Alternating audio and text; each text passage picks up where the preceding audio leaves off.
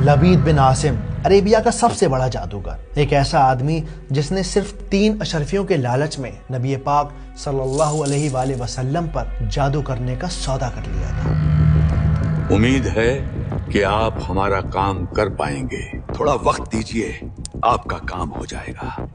میں وہ بلا ہوں جو پھونک سے انسان کو راکھ کر دیتا ہوں، لاجواب۔ کتابوں میں یہ بھی منشن ہے کہ لبید اکیلا نہیں تھا، بلکہ اس کی بیٹیاں یا اس کی بیویاں اس کے ساتھ اس گناہ میں شامل تھیں۔ کنگھی اور بال ملنے کے بعد ان عورتوں نے آپ صلی اللہ علیہ وآلہ وسلم پر جادو کرنا شروع کر دیا۔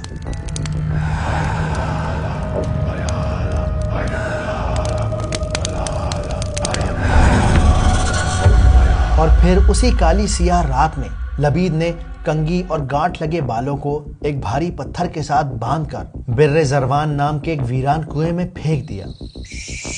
محمد، اب آپ کا اللہ بھی آپ کو بچا نہیں پائے گا۔ یہ لبید کا جادو ہے جس کی پھونک انسان کو راکھ کر دیتی ہے۔ اس جادو کا اثر آپ پر کچھ یوں ہوا کہ دھیرے دھیرے دھیرے آپ گھلتے چلے جا رہے تھے۔ ایک روز آپ حضرت عائشہ رضی اللہ تعالی عنہا کے گھر آرام فرما رہے تھے کہ آپ نے رات کو خواب میں 2 فرشتوں کو دیکھا۔ آپ کو کیا ہوا ہے؟ آپ پر جادو کیا گیا ہے۔ جادو آپ کی کنگھی اور بالوں پر کیا گیا ہے۔ صبح نیند سے بیدار ہونے پر آپ نے صحاباؤں کو ساتھ لیا۔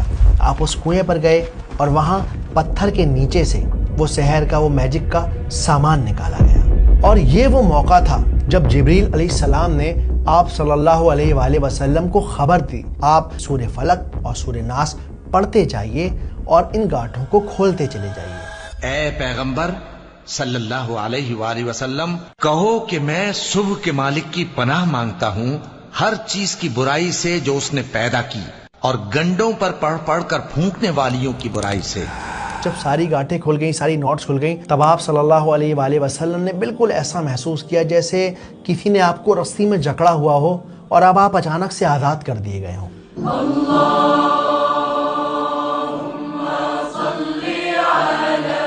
اگر آپ سورہ فلق کی تفسیر کو سمجھنا چاہتے ہیں، زندگی کی چھوٹی چھوٹی باریکیوں کو قرآن کے لینس سے سمجھنا چاہتے ہیں، تو یوٹیوب کے اس چینل پر جا کر قرآن کی ویڈیوز کو سمجھ سکتے ہیں، جہاں میں قرآن کو سینیمیٹک انداز سے سمجھاتا ہوں تاکہ ہم سب آسانی سے اور بہت مزیدار طریقے سے قرآن کو سمجھ سکیں، محسوس کر سکیں۔ یاد رکھیے، ہم سب پر قرآن کو سمجھ کر پڑھنا فرض ہے۔ اس ویڈیو کو آگے تک شیئر کریں تاکہ اور لوگ اس سے فائدہ اٹھا سکیں۔ اللہ حافظ۔